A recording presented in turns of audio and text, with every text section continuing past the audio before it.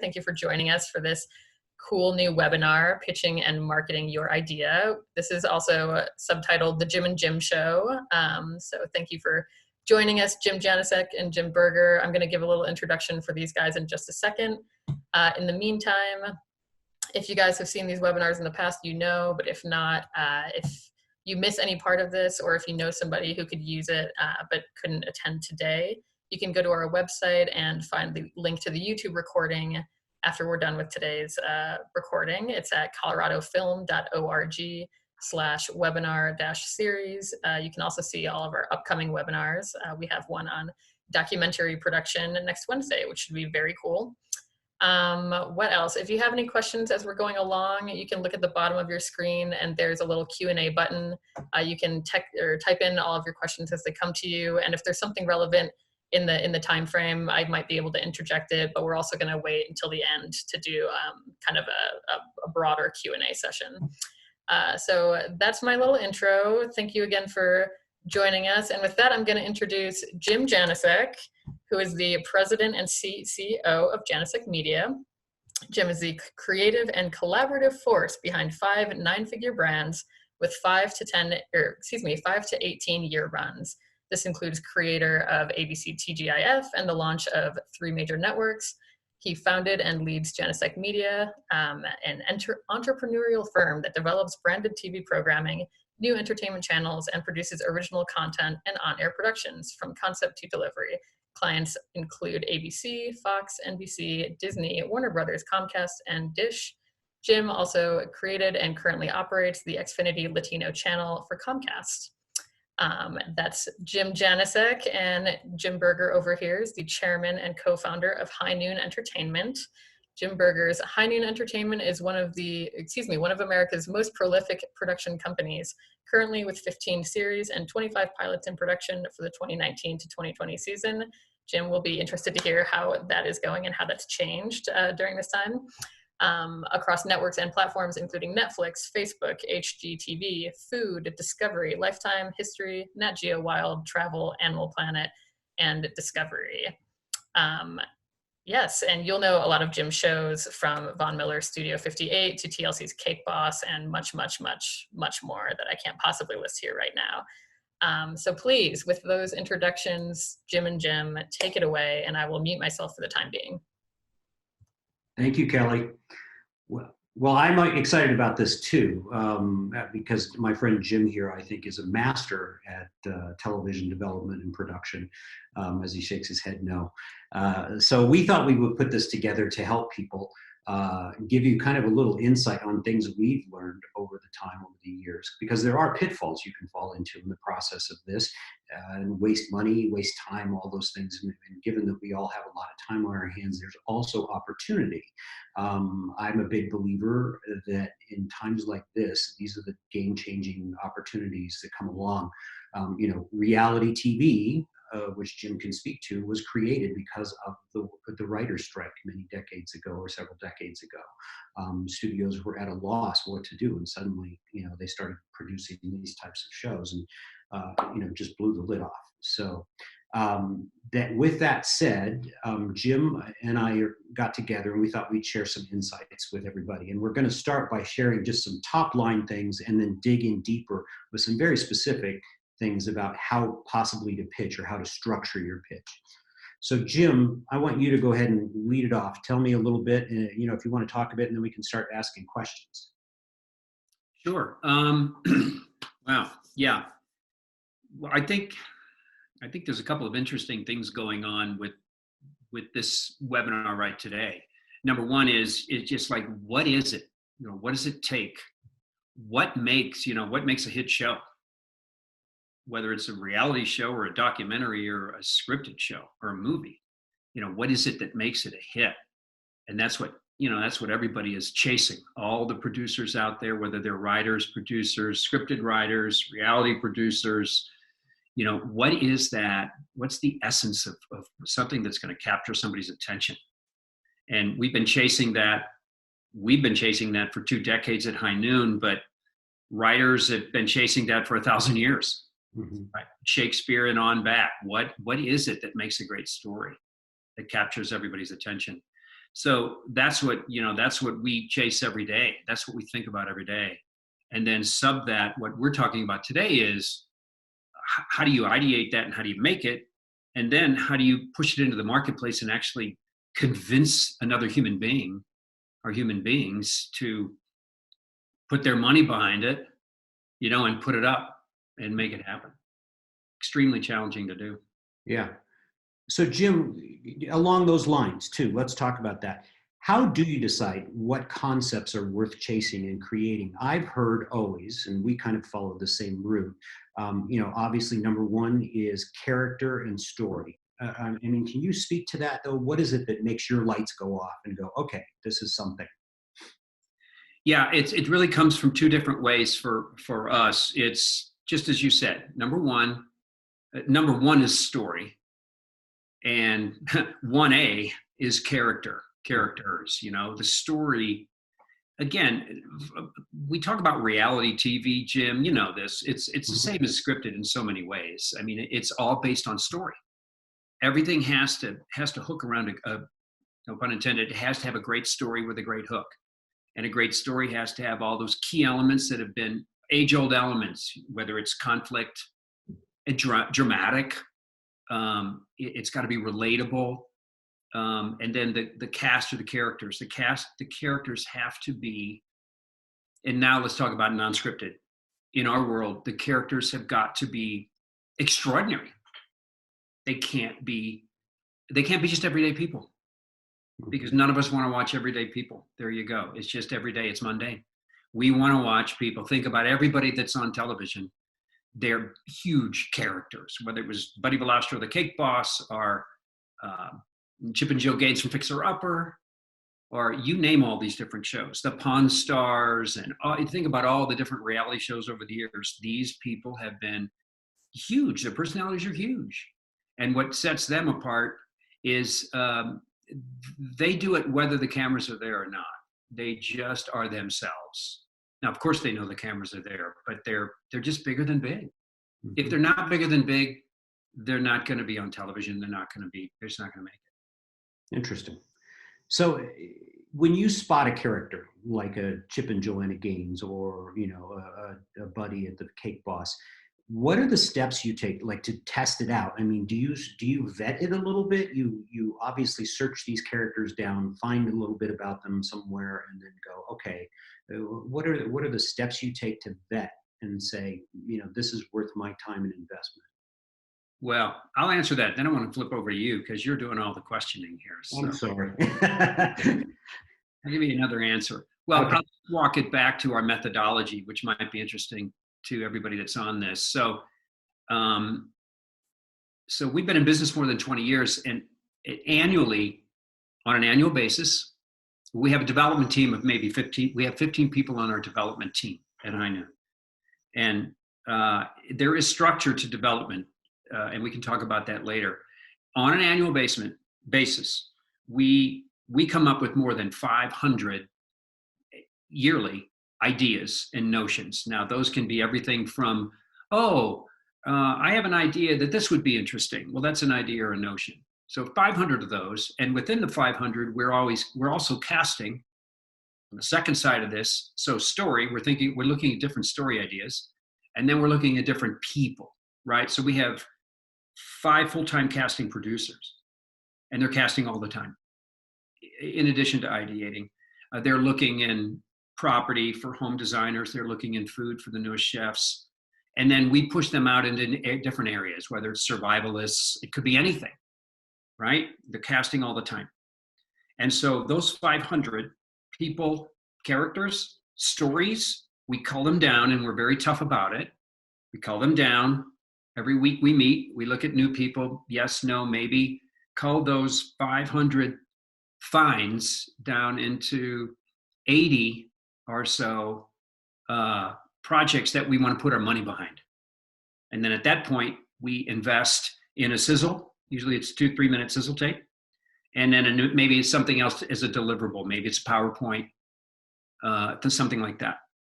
And then that's also illegal because we have to lock everybody that we're investing in, right? Mm-hmm. We don't want to You don't want to invest your money into a sizzle on somebody, and then you find out Friday that they just talked to somebody else at the coffee shop, and now this happens all the time. It does.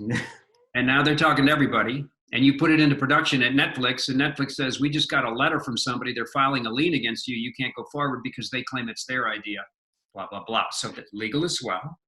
So that 80 projects, maybe 20 to 25 a year get ordered to pilot. The rest is just money wasted. And then of the 20 to 25 pilots that that are greenlit by networks, maybe we deal with maybe a dozen. 5 are lit up to a season 1. So 500 becomes 5 that go to a season 1. Wow. It's a bit of a numbers game, but we found that if you don't have that much going, especially on an operation as large as ours, that you risk going out of business. Yeah. Fascinating. So hopefully, yeah, people realize when you're watching this, and we're going to cover some of this further down in the session, it's not an easy game just to pick somebody and go, hey, let's go do a show, and da-da-da-da. There's a big roll of the dice you're taking. We're not trying to tell people, hey, don't try this, but there are definitely some steps, and we'll try to cover some of those a little further that'll help you avoid, but realize it's a long road here. Yeah, so let's flip it on the other side. So you've got a lot of experience on the network side. Mm-hmm. Before you go big picture on what you see happening across the board with the streamers, et cetera, as a net exec on your side, what would be the 2 or 3 things about a pitch that you would say as a network executive, I want to put money behind this? I think the things I've seen come by my desk, I guess there was something said to me many, many years ago by a programming exec that I thought was really well told. This was at ABC. That basically they said, it's not that people know what they like, but they like what they know. So familiarity is always something that people tend to gravitate toward when they feel comfortable or they can relate. So, we always look for relatable characters, but then also relatable characters in perhaps a completely different setting, something unique and twist, turn the model upside down, and see how it is. So, a lot of people go, and I think this is just me personally, you see so many cookie cutter shows because I think many network execs are somewhat afraid to step outside the box. Well, if this was successful, let's build another one just like it and like this and like this. And that does happen. Those are kind of safe bets. But again, like you pointed out, character to me is the most important thing, and then story also, a really solid story to follow that has either compassion or humor or something that I'm engaged with that I can relate to. It's interesting. I'm discovering new things all the time when I'm sitting here, for a month and a half of isolation, and you start watching deep into some of these programming wheels that different streamers have, and it's fascinating to see what some of these shows that I haven't watched before, that you kind of look at and go, oh my gosh, that was such a simple concept, but it really, it took off because it had such relatable characters and such simple, basic things that it followed, and then it got a little crazy, and so that's my 2 cents on stuff with that. Yeah, that's funny because it's like it's so hard to come in with something totally new and original. It's so hard. It's like you think about the music industry. Can you ever really invent another melody? Thousands of years of music, and really? But if music can do it, the movies do it, television does it, novels do it. It's taking some of those same precepts of human life, relationships, right? Survival, designing your home, right? And putting just that twist on it, just a new way in, a new way to tell the story. Maybe it's more contemporary in tone and style, and how it's edited, how it's written in music, etc. I get that. But deeper than that, it's like, what's different about that? And what's an aha, a holy shit moment? It's like, oh my God. Yep. Wow. And that's the hardest part, is coming up with that hook, that difference about it. Because if anybody says to you, "Oh, I've got this new idea that's never been seen before," I don't know. I gotta say, I'm not thinking it.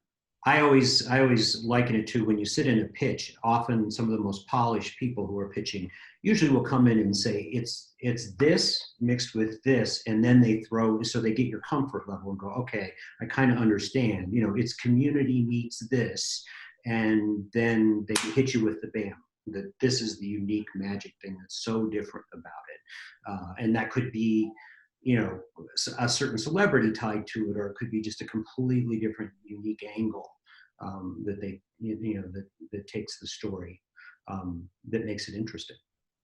Yeah, and that's what's interesting is, again, you as the network, you represent a good network side.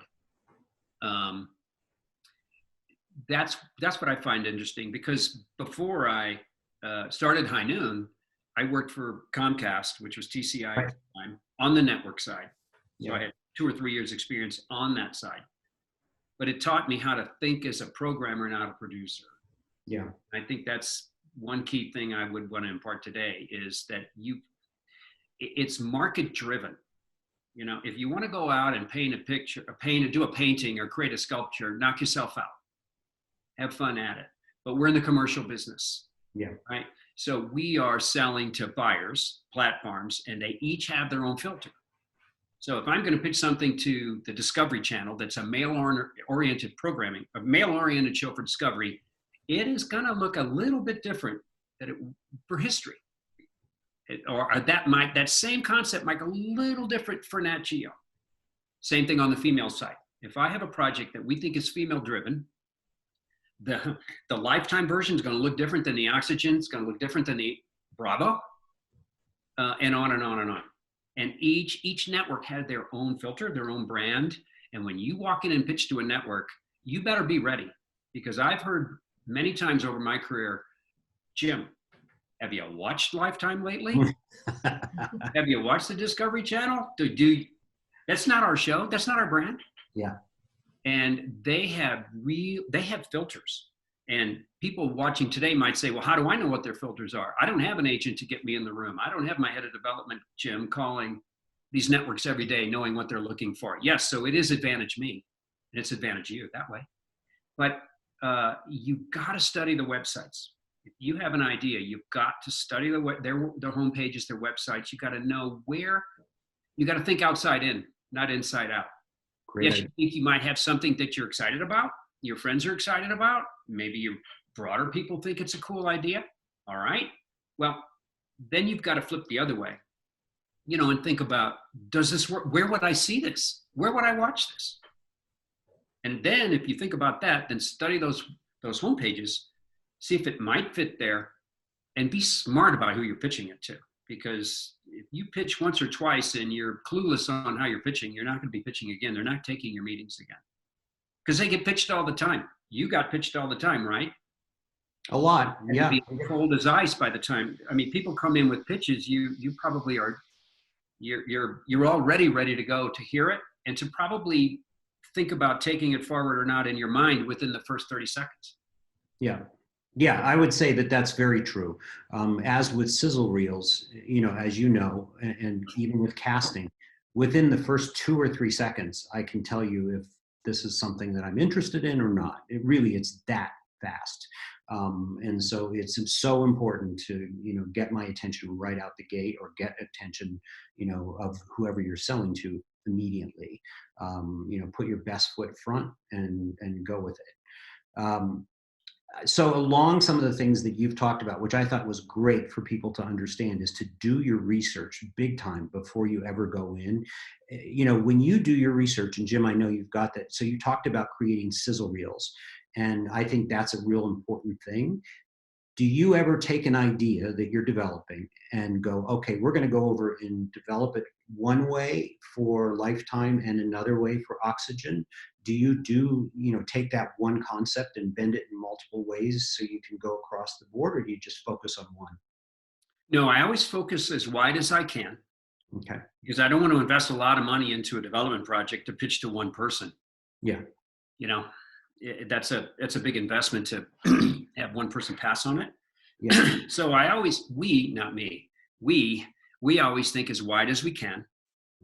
And first of all, our development team is just as a sideline. I'm the CEO. I overlook the development team. That's where I work mostly all the time. But really, the development team is run by Katie Neff, who is our SVP of development. She's a female in her 30s. She's probably the oldest person in the development department. The rest are in their 20s and 30s. They are probably 70% female. Why? Because these platforms are 70 to 80% female skewing. Yeah. It's only the Discovery Channel and the History Channel and Nat Geo that are guy shows mostly. The rest are girl shows. They're female. All those channels, think about it. All those channels we talked about tip a little bit female. They're more story-based. They're more complex programming. They're more interesting programming, actually. Some male programming is a little more binary. So we populate our team more with female because they know what their audience is watching, and it's more the demo. I'm sorry, I went off track there. Okay. We face it too, that they're the ones usually who are holding the remote control. Yeah, it's true.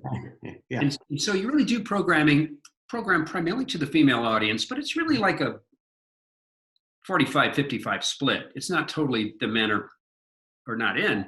The men have to be attracted too, but the women are usually making those decisions. And so that's kind of how we do it. And then they're really the ones that are driving the ideation. We, guide ideation and tell them what we think is working. And again, I went off track a little bit, but I'll finish that thought. Katie and her team each try and be in contact as much as they can with the networks. They're speaking to the networks weekly. What's happening? What targets are changing? So, for example, Netflix might say, "Hey, we have 3 projects at Netflix right now." So they might say, "Hey, guess what? We this survival show is all of a sudden working for us. So we're looking for a companion. So we're off and running now. We're chasing that companion. What might that be?" So you're always chasing what their targets, and their targets are changing as well. Well, on the programming side, you never set your programming strategy probably for the year at the Latino network and kept it that way. We're changing. Maybe you want more family business shows. Maybe you want a quinceañera show or something. You're always thinking, hey, maybe this would work, maybe that work. And so you've got to push those targets out to your producers, right? Yep. Yeah. Tell me a little bit about some of the lessons that you've learned over the years that you could impart to some of the people watching. I mean, are there any valuable lessons you can say? If I'm a young producer who's like, I want to produce television, darn it, and this is what I've got these ideas and all the tools I need. How do I get this to happen? What would you say? I would say, a couple things. First of all, never stop ideating. Never stop thinking about what ideas work. Always look for access to places or people, characters, real life characters, but with a caveat. In your 20s, do it. Early 30s, go for it. Keep thinking, keep looking, be smart as you can about that marketplace we just talked about, but don't expect to do it right away. Don't expect to do it right away. Get in, work for production companies if you can, and watch and learn. Learn about how to produce these shows. You can usually get on board either on the current production side, working on shows. That's probably the best way. Yep. Go in as a PA, and you watch and listen and learn. You watch the process of production, and then you get in. You start working, and you're producing all the time. Even if you're on the operations side, let's say you're in production management or something like that, it doesn't matter. You're in, you're working, you're watching how the process is working. And then if you really, that's where people usually go one of 3 ways, right? They either go into operations, maybe they have a head for running the business. So they're in production management, they're in finance, they're setting up logistics. A lot of production companies have more positions open in those sectors than others because everybody wants to be a director, right? Everybody wants to be a director. But there's a lot of production positions on that operations side. But then in the middle is current production. That's where we, all of our shows, we staff up the shows and they're making the shows. People that are going down that lane, they want to run a show. They want to be showrunners. They want to direct in the field. They want to be an editor. They want to be a writer in post, right? Those are great spots. That's the bigger lane. That's like the highway. More people are working down that lane. That's the big one, right? Then to the left of that would be development. And that's usually smaller, like our 15-person development team. That's almost like an in-house ideation ad agency. Mm-hmm. So we are ideating, coming up with ideas. We're pitching. We're creating short-form teaser reels, almost like an ad agency. We have to understand story too. Don't think we can't. But our job, I say our because I work closely with them, our job is to sell shows and then hand them to current. And now the shows are being made. And then adjacent to current is the business of making it made.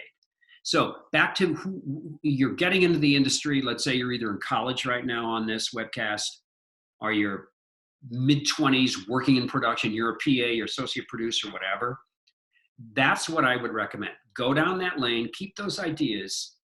But what I probably would not recommend is to start your own company and try and pitch shows on your own. And especially don't borrow money from anyone, your mom, your dad, your uncle, your buddy, because there's no upside to that. I mean, that's not going to reality. Yeah, it's well. You're on the executive side, so tell me, behind the scenes, when the doors close. My belief is when the door closes after you've walked out of the pitch room at NBC or Netflix or Hulu or Discovery, whoever, what's Jim Janicek going to say? Exactly. I somehow got in there and I was 24 with my idea. First of all, somehow I got in. You might close the door and say, that was kind of a neat idea, but I can't trust Jim Berger. He's never done a show before. Am I going to give him $6 million to pull this off? No way. He might get sued. He's going to run over budget. He's got no clue. Yeah. So you got to be careful because a lot of people go in thinking, yeah, I'm going to pitch the show and I get it. But it's just very difficult because people like you on the executive side, you are going to have your own value system on the way in, right? You're going to know what you can agree with. I couldn't agree more with that too, Jim, in telling people it's so important to understand that this is a business and, you can go out and create whatever you want and say, hey, isn't it great? But when you're looking at networks or people who you want to carry it and pay you ultimately for it, they are in the position of a business. And their entire thing is, can they trust this person, this individual? And there's several ways they do that. And that is either they know you from history.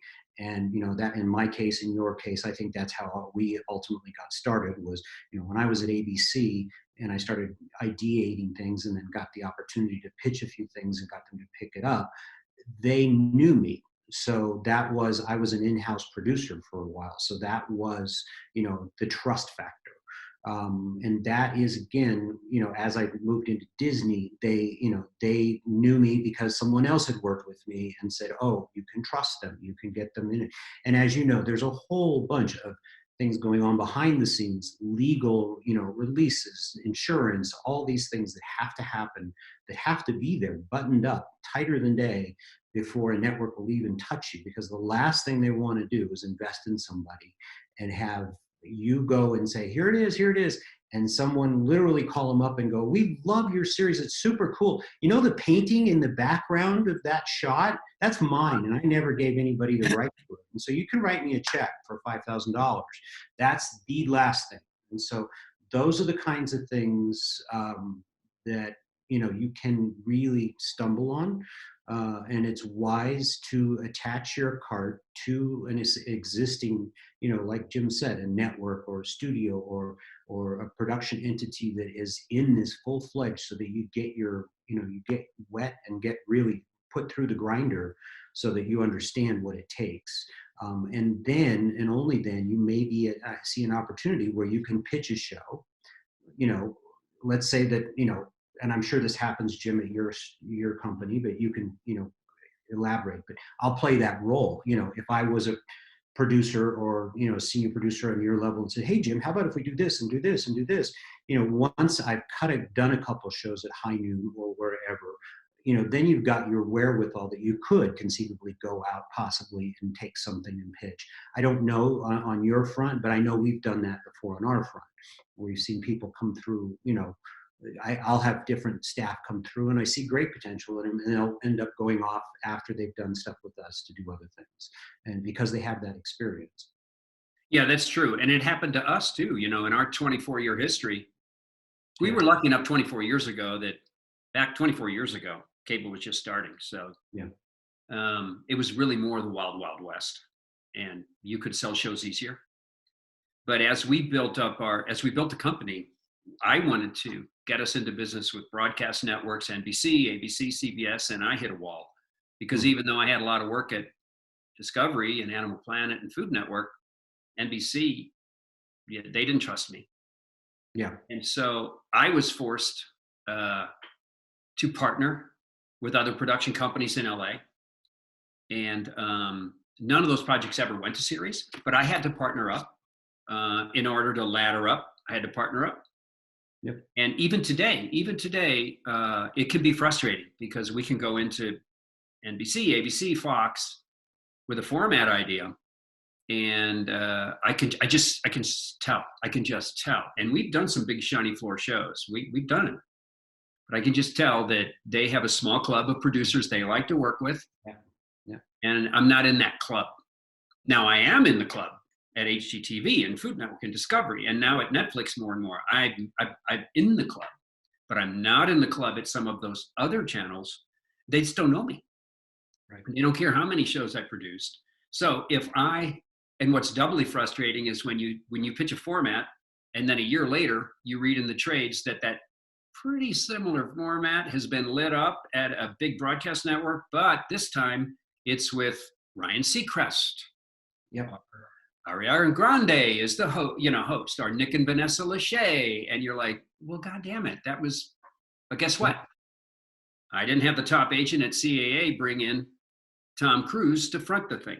Yeah. So I think we can all speak. That's it's a club. It's who you know, and even with the work I do, I can't sell. I don't think I could sell shows to some networks without a babysitting production company next to me. Yeah. So I want to interject a question, if I may, right now, Sure. kind of on that note, because I'm thinking about all of these young, hungry producers out there that you guys have been talking about, and how there might not necessarily be the hiring opportunities here in Denver, at least, as there might be in LA or elsewhere, to get your foot in the door and to work your way up in that way. So I'm just wondering if you were just talking about how to get into that club. I'm wondering if you have any advice for people who are out there watching on pitching their show or pursuing somebody at a network without being overly annoying. Where's the sweet spot between pursuing and being persistent and trying to get somebody's attention because you've got $1 billion idea, and just going the other direction, going overboard and being annoying to the point that the person doesn't want to talk to you at all? Can you address that a little bit? Either of you, both of you? I can share one insight that I like to use, or a tactic I like to use, and it seems to be, and Jim, please interject too. A lot of people don't have agents, and a lot of times, at least the places that I often, market and push, it doesn't necessarily behoove me to have an agent to be leading that. If I'm trying to get into a top programmer on a Comcast site or an entity like that, often what we'll do, or I'll do, is I'll start dialing the phone for people around my target. It's kind of, in a sense, I'll know that there's a door in front of me I have to open. So I will start to build support groups for my concept behind the door before I ever even open the door. And the reason I do that is, and when I say that, that means, let's say I'm after a programming concept for X. And I can relate this to something we just recently did. I started reaching out to people surrounding that entity within the company in marketing and saying, wouldn't this be a great idea? Would you mind sharing your opinion? That's something that's not threatening to a lot of people or a lot of executives there, if they have time and if you have a little bit of polish to you and you can say, hey, could I just talk to you a little bit about this and see if they're willing to talk. If your idea, if they don't punch holes in your idea right then and there, and you're able to kind of get their attention and talk to them a little bit, then the next thing is to ask them for a couple names of other people you can talk to within the company to see if it's viable. And you kind of build a social network surrounding this. That way, when you ultimately go to your target, your programming exec, you can literally say, hey, I was talking with XYZ over here at your company and this man over here and this woman over here. They all think I should talk to you. Now the door goes boom like that because they're like, well, my people like that are doing it. And that gets you the entree in to talk to them. I've used that a couple times and it really does work, and it helps you also focus your target. So if it's a really good idea, you will hear from them what problems they're navigating. You know, our deals were, we spent a lot of time working in the cable industry from the programmer side that Jim knows, where we were really aiming, I come mostly from the marketing and on-air area, and our whole mission was, we believed, in the cable industry wouldn't argue this, their images, you know, the image of the big cable companies, TCI at the time, American Cable, all those guys who literally became Comcast and those guys, their image was horrible. People hated them. And so our goal was always, you know, to spin to how do we find ways to help customers like these, do they get the value of what they're getting? So that was often some of our things that we worked on polishing for those big MSOs. So it was, you know, a process of listening to what people had to say about the problems they were facing, you know, with their consumers, their customers, you know, and that helped us focus our product. So that it fits, so that when we did open that door and I said, hey, here's an idea. What if we did this and this and this? I already knew that in that executive's mind, I was checking boxes of issues that he had in his mind that he was always being confronted with every day from his business. So that was how we would do it. Jim? Well, I think what you've just talked about is like the perfect way to design and message that pitch too, by the way, because you just laid out what the network's looking for, more than what the producer's looking for, you know, and how you market it, brand it, what are the catch points of why it would be a success at your network, et cetera, and how you can subtly work that coverage and pitch it in. I'd say the other way is if you don't have access to relationships, let's say you're a producer with some years of experience and you have something that you believe in and it goes to the chasing. Kelly, is what you're asking about too, chasing without being annoying. I'd say it's almost a two-step process. The first would be is getting in. So if you don't have the relationships to begin with, a lot of these networks have firewalls, portals, we'll call them, but they're firewalls. Go through our portal. So if you have an idea and you think it works on Oxygen, you might call NBC University Oxygen, get through, and you say, well, who can I talk to in your development department? They may direct you on a or on an email to a portal. Well, already you're at the castle wall and you can't even talk to a human being. You've got to put your stuff in an email and hit send. And somehow you got to break the wall and get inside and talk to someone, right? Mm-hmm. So what I would do is I would call these networks.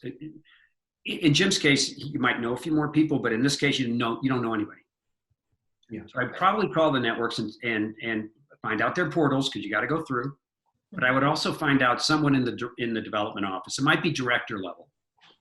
So you might not try for the SVP or the EVP. You won't get through. But you might say, who's your current director of development? And then try and email that person. And then don't call them, email them. And then here comes a second piece. If you're coming in with something, I would be ahead of it. And no matter what your situation is, if you're a super accredited producer and you've got a bunch of shows already, you could probably jump over all of this and get a hold of a higher person.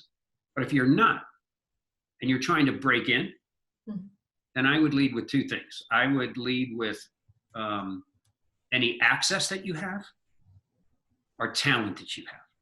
Yep. Forget story. I hate to say it, but stories are been around for gazillions of years. They're going to go, yeah, here comes another story. I got it. I've seen it. I've been it. Here we go again.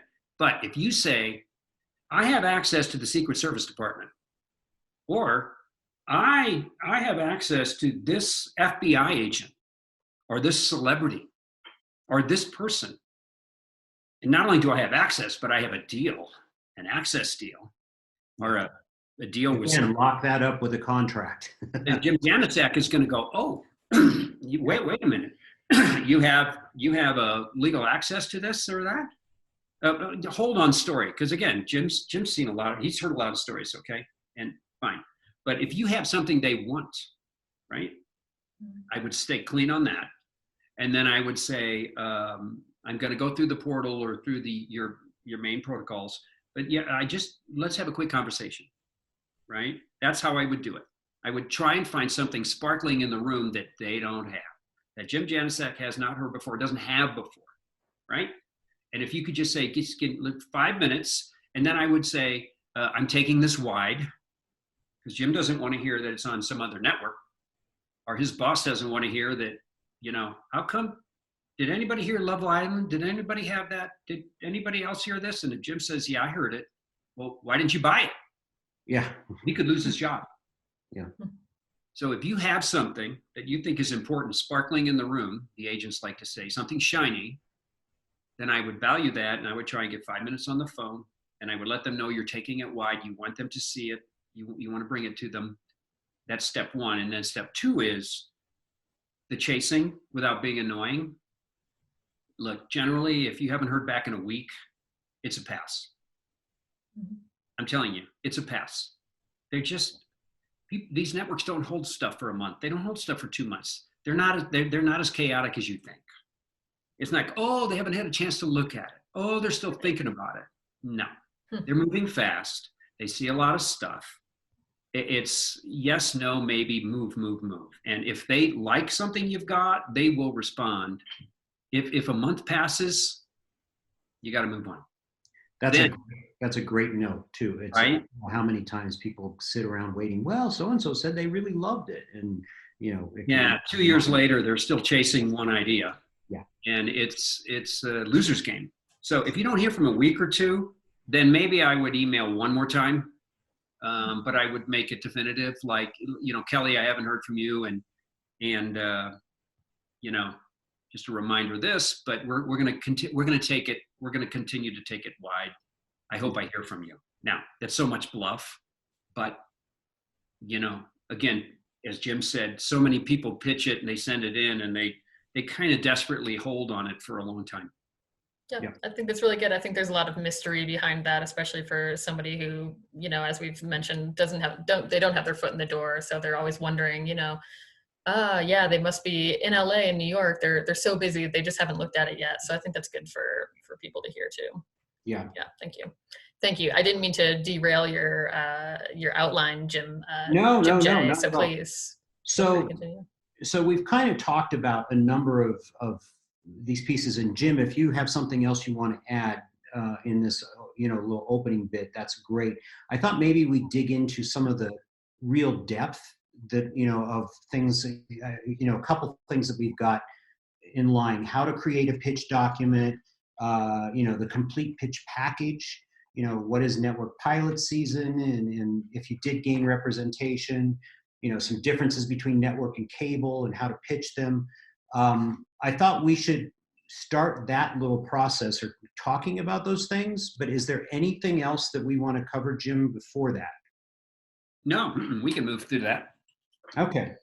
All right. Really quickly, I just want to remind everybody, if they joined a little bit late, that if you have questions as we're going along, just type them in the question box and we'll get to them around 1 o'clock, a little bit after. Right. Sorry, go for it, Jim. Great. Okay. So yeah, so everyone watching, I thought what we could do that might be helpful, because we hear so many ways that people, when they go into a pitch, and again, you have to have it like boom, boom, boom. It's the elevator pitch, we call it. You have to have, things like a log line and possibly a sizzle reel and elements like that. And a lot of people really don't know exactly what what is expected when you go into different places with a real formal pitch. So we thought maybe that would be something we could outline for you, because there are things that are expected. Besides, once you get past the door, like Jim just teed up for you so beautifully, on ways to get in, you have to go and prepare. So Jim, do you want to talk a little bit about the pitch documents you folks do and what it is, kind of along those lines? Yeah, but you know what? That does raise something. Before we go into that, let's put that ball up a little higher on the tee, Good. so people have an idea of the other side, Yeah. the network side, the dark side. Thanks. I don't know if I'm really in there yet or not, but who knows? The Death Star. We're all like little Dun, dun, dun, dun. satellites flying around in space, and we're getting pulled into the Death Star. Yeah. We hope. Yeah, we only hope. We hope. But I want to give people a sense of the idea, and you can speak to this big time.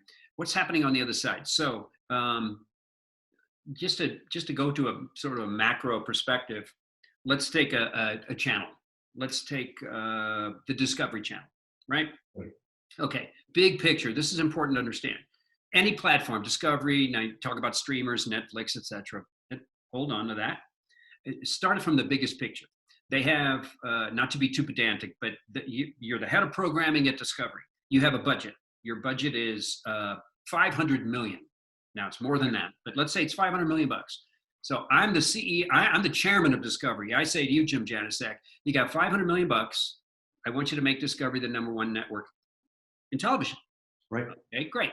Now, how are you going to spend that 500 million? And I explained this for a reason. You got 500 million. What are you going to do with that? Well, you got to set some of that money aside to develop new shows, right? Mm-hmm. So let's say you're going to spend 100 million, a lot of money. You're going to put 100 million here to develop new shows, right? Yep. And then you're going to take 400 million to program your network, to actually to make the shows. Yep. So now you can take your 100 million. You're going to say, okay, how much program do I need? I got prime time every night from 8 to 11. I've got access before prime from 6 to 8. I've got daytime. I've got late night. How do I spend all this money? Then you're going to put it in different key areas. You're going to spend most of your 400 million, probably 250 in prime, right? Because that's where most people are watching. Where the advertising dollars are. Yep. Right. And then you're going to go a little less in access, 6 to 8 p.m. And then you're going to go daytime. Not that many people watch. And then maybe a little more at night. Okay, now you got that set up.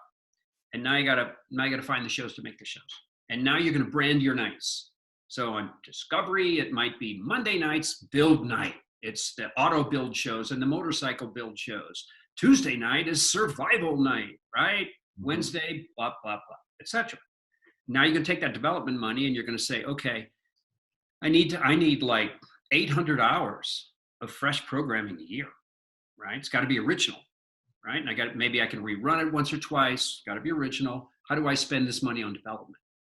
So how many projects do I need to see to light up? And I'm going to take my 100 million, and I need to look at 500 different ideas to get my shows.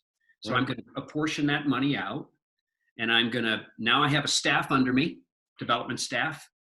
And let's say there's Jim and Kelly. Mm-hmm. You two are responsible to work with the outside world. You two are responsible to work with the producers. Go. You each have this much money to work with. And your job is if you're going to hold on to your jobs and you're going to build your careers here at Discovery Channel, you better find and back some big shows. Yeah. And if a year passes and stuff that you're finding is not working, we might have to find a new Jim and a new Kelly. Mm-hmm. So you've got to be out there. You want producers to engage with you. For all of our people watching today, you want everybody out there sending you stuff. That's a really good point too. It's not like there's people going, get away from me, get away from me. Right, you want it, but and you're going to be inundated by it. Yeah. You're probably going to be taking 5, 8 pitches a day in person, and you're going to be looking at tons of sizzles. And it's your job to bring up to me, let's say I'm the head of development, you two have to bring to me great ideas that I'm going to bring to my president of the Discovery Channel. And we're going to light these things up and we're going to get them into production. They're going to premiere in the fall. And it's going to be a big hit. And Kelly's going to get a promotion. And you're not, because you haven't brought us anything, right? Exactly. That's how it works. Don't fire me, Jim. That's right. Get back. So back to what we're talking about. You want people reaching out to you, but you don't want your time wasted. Right. And you're gonna lean towards the producers you know. So the guys that did Deadliest Catch, when they come in the room, Jim Janicek, you're gonna take their meeting. Yep. Because they make hits for you, right? Yep. But you're also looking for the young and wannabes. You're looking for the people that have new ideas and new ways to do things. You might be a little worried if you give them $6 million to make the show, but hold on that. So you want ideas, you want access, you want people bringing things to you. You don't want it to end up on the History Channel. You don't want it on Nat Geo. Otherwise, that's an issue. Like, did anybody see The Deadliest Catch? Well, I did, but I passed on it. Why? Because it's ahead somewhere else. So you're constantly, seriously, if you want to work on the network side, you're under a lot of pressure. You're a producer like we are. We're all producers, except you're a producer inside. Yeah. So it's your job to find hits.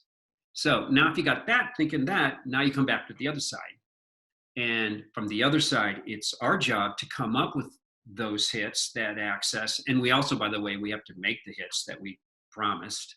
Yeah. Right? It's our job to have a relationship with you guys so that if it's our first time or our 10th time, you take our calls, you want our ideas, and you know that when we're bringing you something, I understand your network. Jim Berger understands the Discovery Channel. I'm not going to walk in with some idea that you're going to be like, really? That doesn't belong on Discovery at all. Or am I going to walk in an idea that you say, Jim, that's already on our air. Why would we want something so similar, right? So you want ideas, to be clear here. The key to the castle is, for producers, you've got to understand that, go in, thinking about that ahead of time, because it's really what the network wants. It's not what you want. So many producers are so excited about their ideas because that's what they want. Right. It's not what you want. It's what the platforms want, really. It's what you believe in. It's your passion. It's your idea. But it's got to fit with what works for them, not what works for you. Unless, if you really think it works for you, then you buy your own channel, which is ludicrous. You've got to bring a platform something that works for them. Great. Day to day, that's what they're up against. Am I right as an executive? Absolutely. I think you nailed the life and times of a program exec exactly, which is why you see headlines every day in Variety and Deadline and things like that, where so-and-so goes to so-and-so, so-and-so is going over here. It's because just exactly, typically that's what happened. It's the round robin. I think those are very valuable insights to share, and it's why everything adds up to kind of what we're talking about for people, in the sense of that there's a better bets to make when you try to get a show ready to sell. And they do not want you to waste their time. They want you to be prepared and excited about what it is, but also you need to be in their head, knowing exactly already kind of what they're looking for. You don't want to go in there and randomize, because otherwise they're just going to be like Jim, you've experienced, like I've experienced. They're like, yeah, this isn't what we do. You're like, oh, okay, end of meeting. So yes.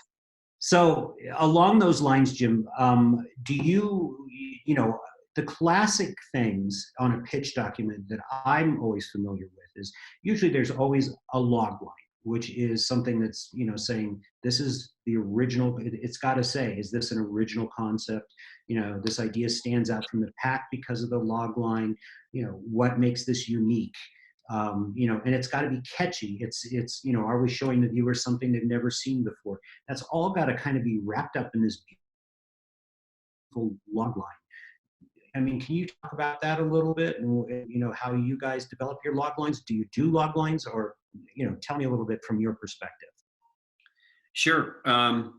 The the log lines, yeah. When we get ready to pitch, well, even before we even put things into a green light, even to invest in money of our own, Yeah. we go through that process. So when we break our 15-person group up into small 2-person teams, and they pitch every week new ideas, and they have to pitch in log line fashion. So they have like 30 seconds to pitch. Great. And because if you can't pitch it in 30 seconds, then it's too complicated. Yep. If you can't promote it in 30 seconds, it's too complicated. And you worked a long time in television promotions. Yep. I like to say, what would it sound like if it was a promo tonight on NBC? Next week, here's the show. It's this meets that meets that. And if it doesn't sound exciting and promotable in 30 seconds, it's just too complicated of a show. So when we look at something, it gets to the log line process, we have our development producers write the log line. That's usually like 3 sentences. And what I tell everybody is, it should read and sound like something you read in the Hollywood Reporter or Variety or Deadline. Read it like those journalists write it. That is, if you read that and you catch that cadence, that's what it is. It would be like, if it was I don't know, let's say it's The Bachelor, right? When it first came out, what would the trade have said, right? It would be some like relationship competition show where, right? 18 women vie for the chance to marry a single man, right? The twist, colon. Yep. They're quarantined in a house, and one by one, they are eliminated. Holy shit, they're eliminated? They're eliminated until he gets on his knee and he presents a ring to the final woman, right? It would be written with a little more snap than that, but it would be, that's what it would look like if it was in the Hollywood Reporter, right? That's what network executives read every day. Yeah. So write what they understand, but write it in a way that it's like, when they read it, they're like, holy shit, that's interesting. Yeah. I've only got like 3 sentences there, right? You better write it well.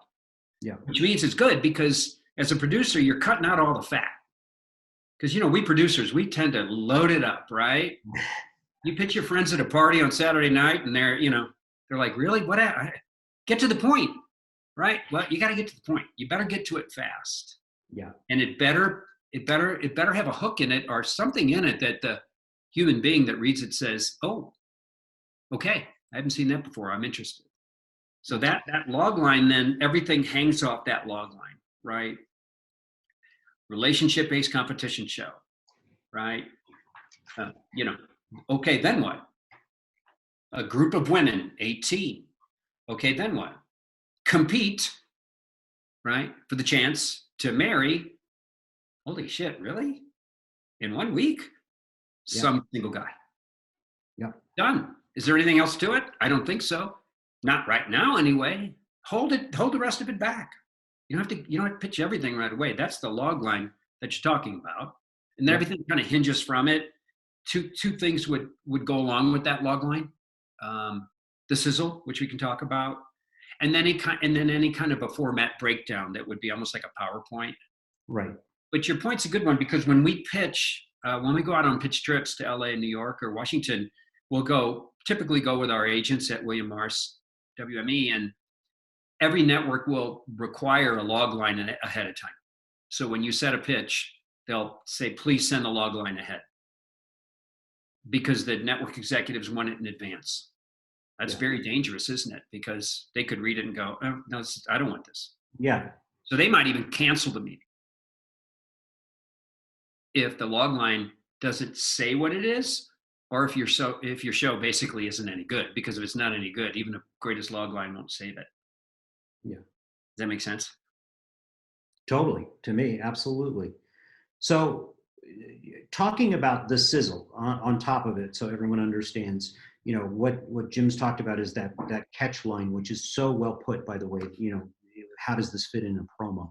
Because that really is, the thing that's going to be the ultimate litmus test, is it is going to get cut into a promo, and it better attract viewers. So, talking about the sizzle reel, which is typical of, kind of helping build the energy, for us, we always do the sizzle reels in, 2 minutes, 2.5 minutes max. And they usually dig in a little deeper, revealing a little bit of the structure of a show, revealing a little bit of the character situations, or a few character dynamics and situations that are going to go on. And then that's about it. So it's a little larger. Do you do that same thing? What are your sizzle reels typically? What are they comprised of? Same.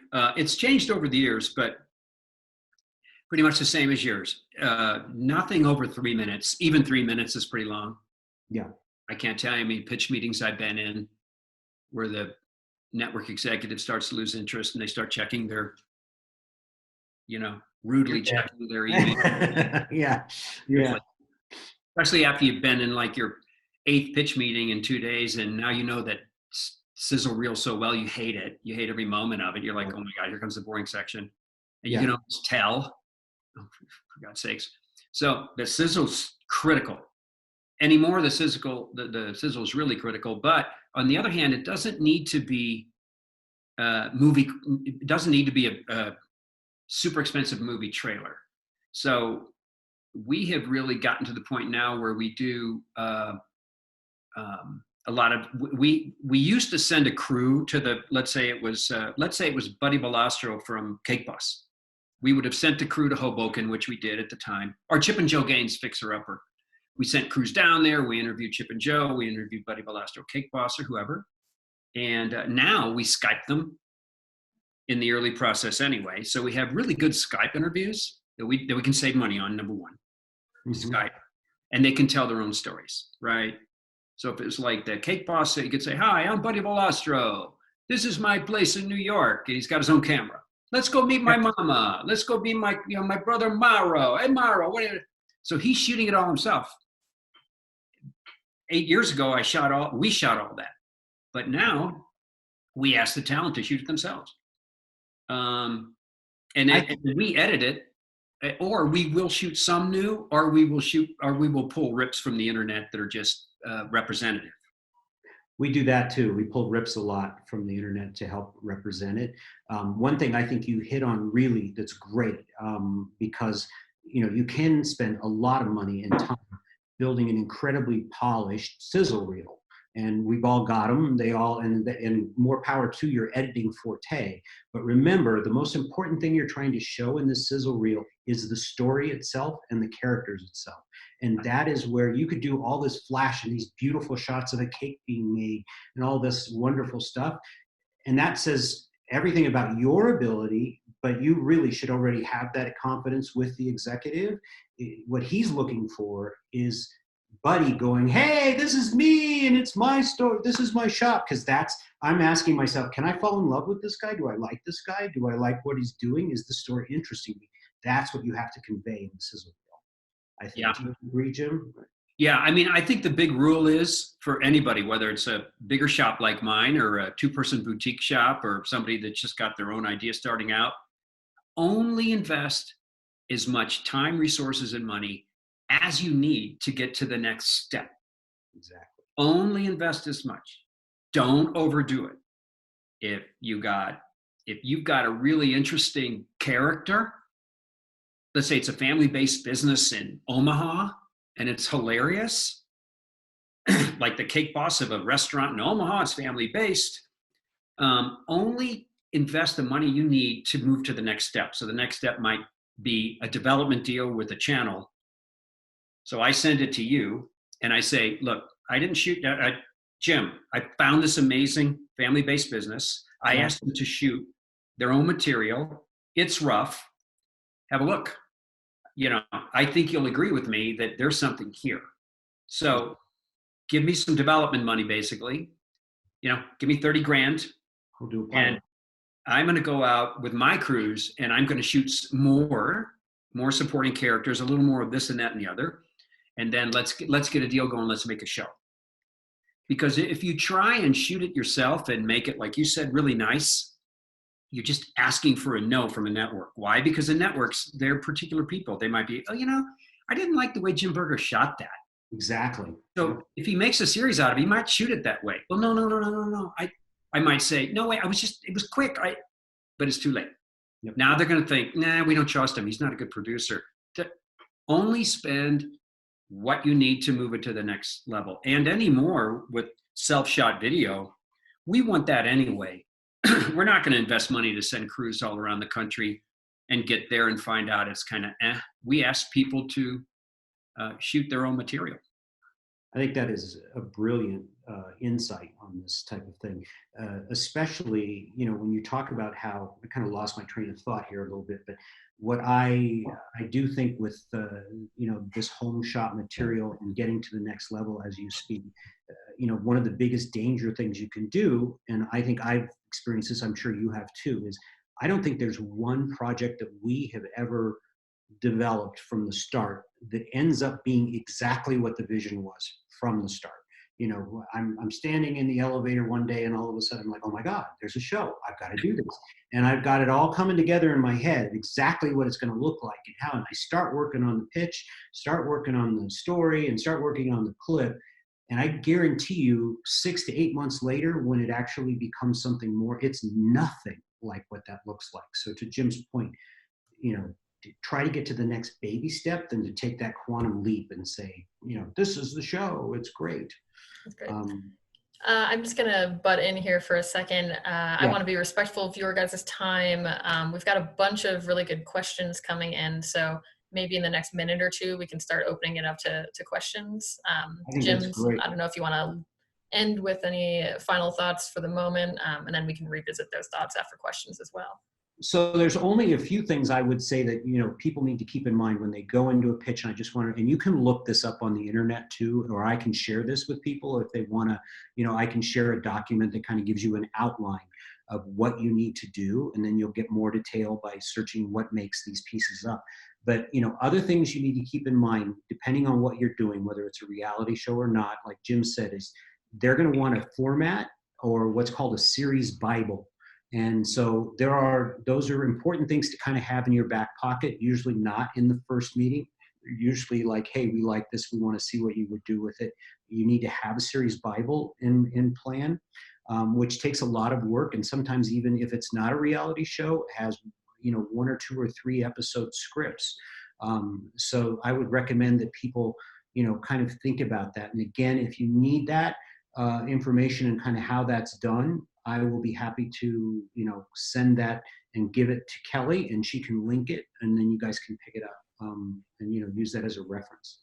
So yeah, let's go on. Jim, did you have anything else before we go to questions? Okay. Awesome. Thank you guys so much. And yeah, Jim, sure. Jay, if you want to send me that information afterwards, I can follow up with all of the registrants and send that email out. So this question came in advance, so I'm going to read this one. About agency representation. I independently created and sold a successful series to Investigation Discovery that ran for 9 seasons. I have new talent and concepts to pitch, but I don't have agency representation. If you're a relatively new content creator, how effective is it to have agency representation for good and bad stories? And also, how do you get agency representation if you don't have any inside contacts? First question. Okay, I could try that one. That's yours. Well, this person already has a producing history, which is great. They might be able to get agency representation if they wanted to go that way. If they did, I would recommend you reach out to UTA, CAA, any one of those 8 or 9 agencies, just with that very note. This is what I'm doing. Would you be interested in representing me? Yeah, and then go straight to the agencies. An agency might take it. So if they get an agency to take it, if they get the right agent, yes, they could help them build a business for their production company. On the other hand, the pitfall, the twist with that is agents are busy, so they will only take on people who are already successful, right? Wouldn't you? If you're an agent, are you going to take on me if you're going to take on somebody that's already pumping in a lot of money? So that might be the twist. They might find an agency reluctant if they've only had one or two shows, but I don't know. Maybe not. Maybe not. The other thing though is the fact that this person has some experience in crime and for ID. That might give them just enough to get through to get a development director on the phone from ID or Bravo or Oxygen or Netflix, one of the others. They might have what they need already without needing an agent, which should save them 10%. Yeah. Oh. I think that's absolutely right on point. Yeah, awesome, thank you. And thank you on behalf of this person who emailed their question in advance. I've got a couple questions here about protecting IP, so I'm gonna try to kind of roll them into one. What are the steps that you need to take to protect your IP if you're going into maybe cold pitch somebody, or if you're going into potentially co-produce with a production company? I can take this, and then Jim, you can follow up a little bit. Obviously you can register things with the WGA. But the WGA, again, that's more like a filing cabinet that they put it in, and if something comes up, you might use that as a reference. It's kind of difficult to always protect because there's so many ideas flowing out there and there's always just a little different twist. You have to also look at the end run. We protect our things obviously through the WGA. We also keep very close track of who we've talked to, where it's been, what our email chains are, things like that. And as Jim pointed out, we do very stringent contracts, development contracts with our talent and our people like that.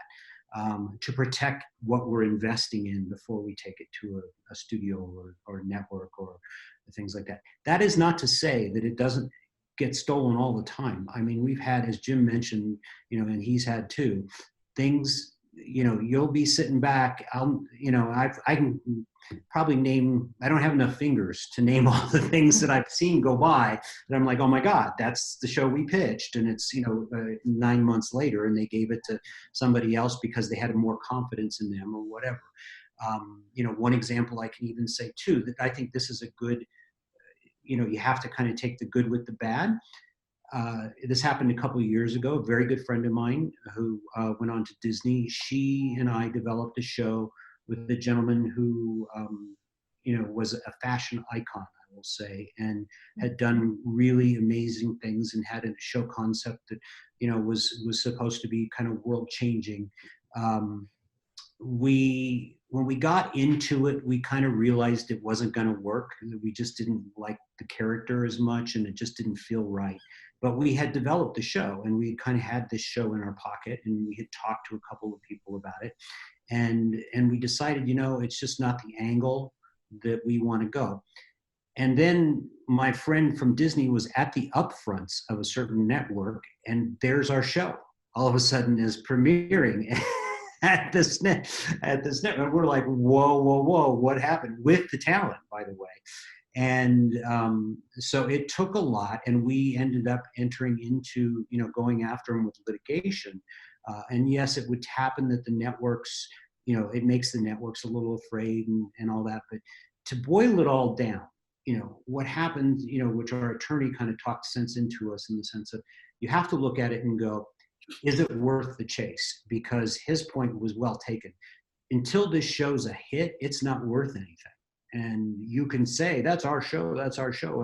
And as luck had it, that show went out the gate and lasted probably 6 episodes. Whoever was doing it didn't do a really hot job on it, and it spiraled out. And, so it was really worthless for us to chase and invest in. That I kind of went down a rabbit hole. I apologize. But, I guess that's my example of protecting. It's kind of hard. Jim, do you want to speak to that a little bit? Yeah, I would say it's really difficult. If it's story-based, forget it. Yeah. You're never going to win an argument. You're never going to sue a network you want to pitch a show to anyway. You'll never pitch again either. What I would do though is I would have an attorney draft you a hold agreement. It's like 1 page, maybe 2. And it basically says, dear Jim Janicek, I think you would make a great TV show. So I'm going to invest all of my time and resources and money, Jim Janicek, into selling this show. And here it comes. You, though, in return, are exclusive to me for a period of time. 6 months would be great. 3 months, maybe all you can get. That's simple. So that way you can't go courting, you can't go playing around with someone else, some other producer. Right. We're exclusive until if and when. And if it's for a human being or a restaurant or a family business, whatever, get the hold agreement. That's the only way you can protect. Yeah. And to comment to that, I think you're right on. I've had it happen many times. We do have hold agreements that we put on for things we really like. And it might be not even, it might be $1 or it might be $100, whatever it is, but it says, I'm going to give you this. You need to hold, you cannot move.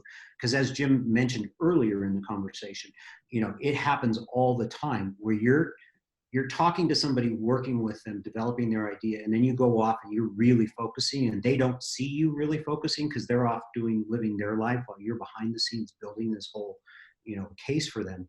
And they run into somebody at the gym who says, my brother is so-and-so, and he says he can get you into this and did this. And lo and behold, you'll get the call. It always happens where they're like, I was talking to my friend and he said he could get us into Discovery, but he wants to be a producer. And those are all things that will be common landmines that you absolutely want to avoid. And, it's, my response to that is if they want to be on the, connected to the show, they can invest in it with us and I'll take a check and, go from there. But, and remind them they're locked in for now. And so that's, anyway, I think that's a really well put point. Thank you. That's great. Those are really great concrete steps that people can absorb at home. This is for Jim B, specifically about High Noon. Does High Noon take outside pitches? And if so, what is the process, or is it all internal? The answer is rarely do we, because we invest so much money in staff and everything else. Usually the only outside pitches we take are from accredited producers, and I'm not trying to diminish anybody that doesn't feel they are. It's like everything we talked about. Accredited producers with some history, or they have agents. If somebody has an agent, we generally will. If somebody comes to us with and wants to pitch us an idea, then like everybody else, quick note here, they would first have to sign a submissions agreement. And this is important to note, whether production companies, just quick. So Kelly, if you come to me with access and an idea, we would first have you sign a submissions agreement, which is a legal document. It's totally in our favor, by the way, just like the networks will do to me, that would state, Kelly, in advance of us looking at your idea, you should know we could be looking at something like it, which we can, so you can't sue us. And there you go. And then you sign it and then we look at it. Now, we're not trying to do that to rip you off. We're trying to do that to prevent us from getting sued. Because if that wasn't around, I looked at your idea. Let's say you sent it to me over the internet just now, or the email just now. Hey, Jim, look at this. I look at it. Oh, crap. It's something that we developed a year ago or something that we were talking about today. Now you can come and claim against me and say, hey, I sent you that idea. So we, and I'm sure most everybody else will compel you to sign a submissions agreement first. But if you've got a hold agreement and everything else, you're good.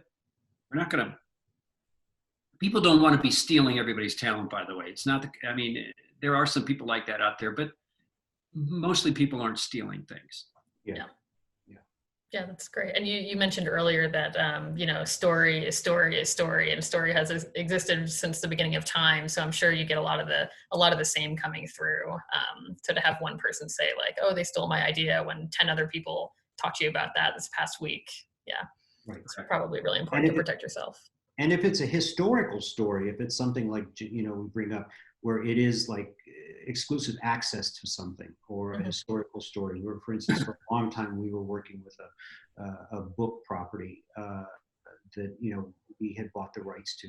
It's important that when, if you are chasing something that's historical, you can try to lock up something about that story that's exclusive, or, whether it's a book or it's a relative of someone or something to tell their story.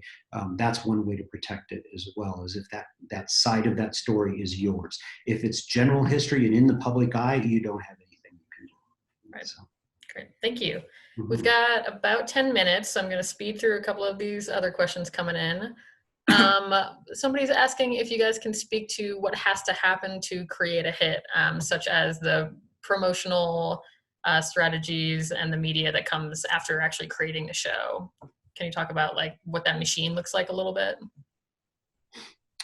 I can tell you that, it's a long road. If you get to that point, usually the network is engaged at that point and starts doing it. There's a big spend that goes on promotion and marketing, to many, many millions of dollars. And so those strategies are things you'll sit down with the programming execs and the network execs on, and they will help craft them and then, help you too. And then it almost engages at Disney, for instance, they look at it, they're the masters of synergy. They don't work so much in silos as much as they go like this. And I'll never forget when we're producing things with Disney, you'll create something, you'll start to put it into their pipeline. And it's not very long before you start to see things all over the place at different assets of theirs. And to me, that's, one of the amazing things about Disney. There's an old paraphrase about Disney that's 1 + 1 = 3 at Disney, and that is true. They're masters at taking those things and spinning them. So I don't think I'm answering that question as well as I'd like to, but I guess, I'm used to having that team that kind of piles on and goes, okay, here we go. We're going to make this happen, this happen, this happen. And you're involved in that process of helping them by making your stars available or your hosts available. And you're sometimes shooting a few special things for them, almost always shooting special things for them, taglines and little extra pieces and things like that that they can use on air to try to attract people to your show. Jim? No, I think you nailed it there. Yeah. Okay. Thank you. I'm going to be thinking about 1 + 1 = 3 for a long time. That's pretty cool. Yeah, if you look at that's they're masters at it. We always used to joke that if you're lucky enough to get something into the Disney machine, they are pretty good at making it work and get a hit. They'll help you vet it and make those things go. Awesome. Thank you. Wondering if you guys can tell us a little bit about what programming formats are trending right now and what the networks are asking for, and how this is a doozy and could probably be a second webinar, but how is COVID-19 changing that for the short and the long term? So how's COVID-19 affecting programming formats? Jim, I think you mentioned this a little bit in the, what was it, the first webinar that we did, production workflow, but maybe you guys can discuss for a second. And Jim, interrupt me too. I have much to say in this, so I will try not to dominate. But so again, likening back to some history, I had a couple program execs that I thought shared some really good insight and mentored me on.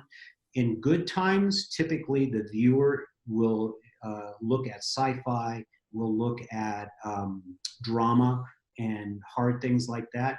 In bad times in the economy, it tends to be that they want escapism and you'll see more comedy. So I suspect that in the coming years, you're going to see, given the situation, a lot more comedy start to take that upswing, which has been kind of dead lately. Yeah. So I think your ism when you take it or to pop on us. The doomsday stuff will probably really weather down because people don't want us to deal with that and they don't want to be reminded of those kinds of things or even fantasize about that.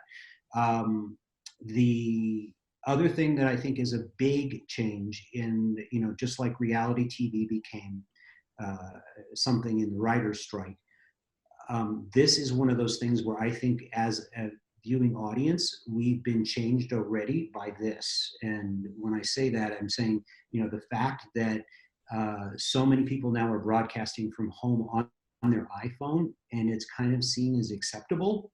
I think there's a new medium being presented toward that is going to we're going to start to see. It wouldn't surprise me if we start to, that may be shot really basic, but with an iPhone again, or with a, that kind of separation because of two forms. A, it's inexpensive.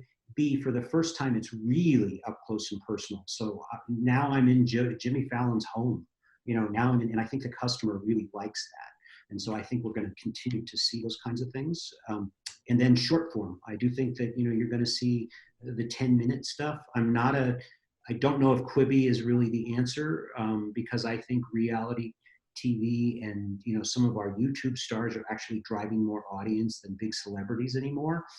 So I think it's going to be these 10-minute things that are interesting and acceptable to the public, and it may not matter too much what celebrity it comes from, as long as it's a great story and a great character. And that's it. Jim.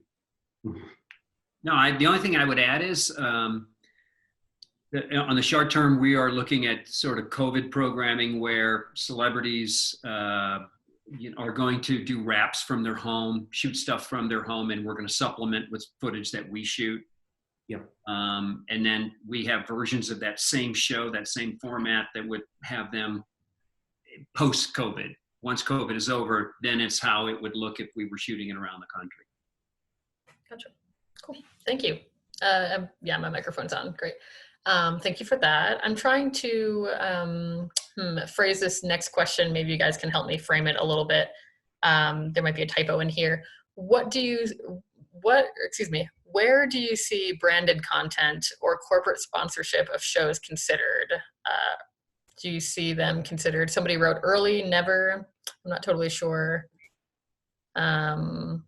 what that is. Is there any value to a pitch or concept with prearranged brand sponsorship?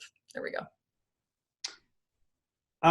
From our perspective, it depends on who.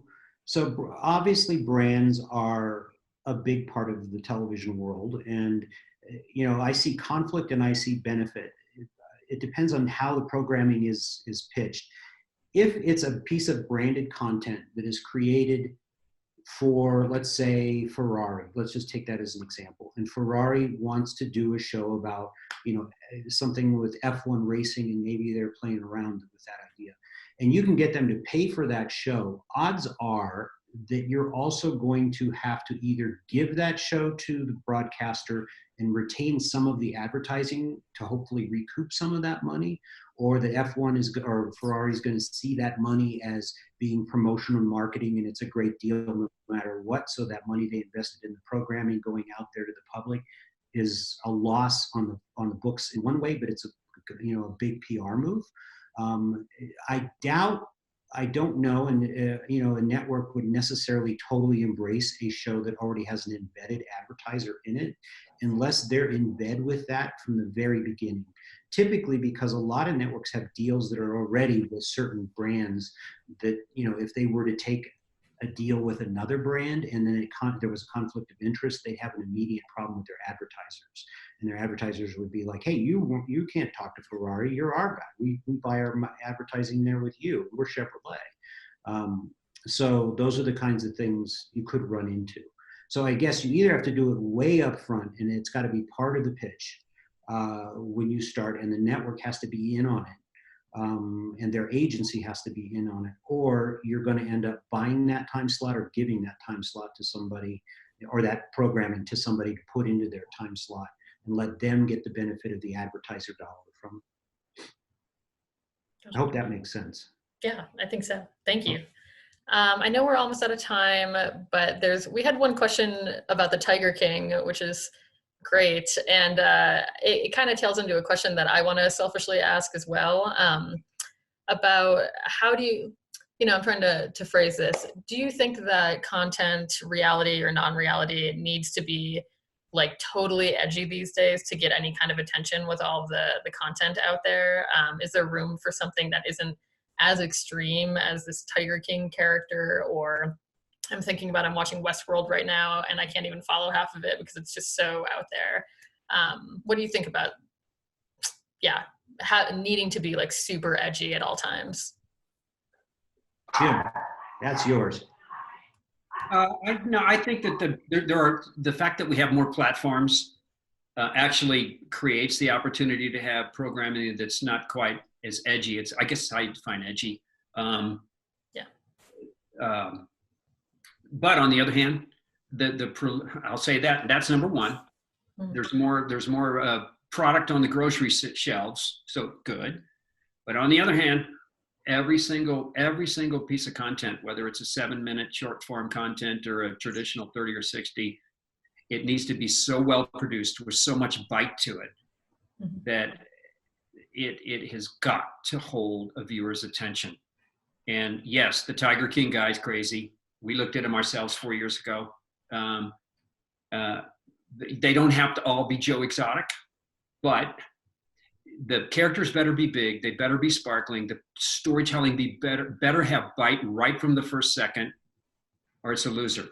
People are not going to hold these shows. They're already watching multiple screens. They're going to be moving away on you. I'm not saying that means you fake stuff or push stuff or do all that. No, but it's that the bar is really raised here to really be a smart, provocative storyteller. I don't care if what you're doing. You've got to be able to compete in the marketplace. Otherwise, it's not going to work. Yeah. Thank you. I think that's perfect advice to end on. And I just want to thank you both again. I'm sorry to everybody whose questions I didn't get to. We had a lot come in kind of last minute. But you can feel free to email them my way if you'd like after this. We can try to answer them that way maybe. Yeah, excellent. So email me. You can email info@coloradofilm.org, and I'll pass them along to these guys if they want to kind of use me as the middleman, or not. We can figure that out later. But yeah, thank you for everybody who tuned in. Thank you to you two. Your expertise is just incredible, and we really appreciate the 90 minutes that you gave us today. So thank you. Absolutely. Thank you. You guys are great. So no problem. I'm going to be part of this. Thanks, Donald.